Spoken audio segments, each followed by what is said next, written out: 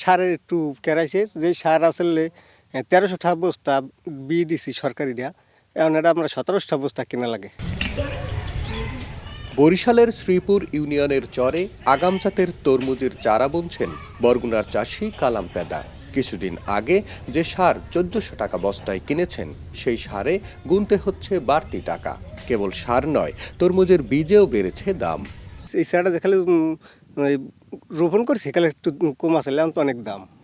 কালাম পেদার মতো 2 শতাধিক কৃষক এই চরে তরমুজের চাষাবাদ করছেন।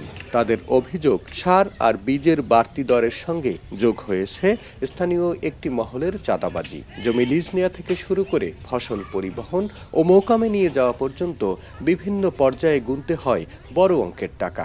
চাঁদা না দিলে জমি থেকে ফসল তুলতে না দেওয়ার মতো অভিযোগও আছে স্থানীয় প্রভাবশালীদের বিরুদ্ধে।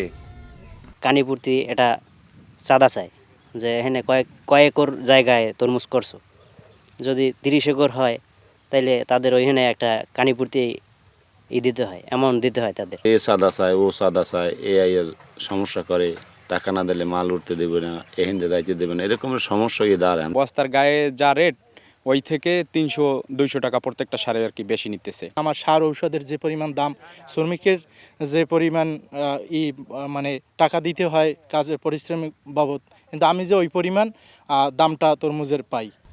সার ও বীজের বাড়তি দরের বিষয়ে ব্যবস্থা নেয়ার আশ্বাস কৃষি বিভাগের, আর চাঁদাবাজির বিষয়ে লিখিত অভিযোগ পেলে মিলেছে সমাধানের প্রতিশ্রুতি।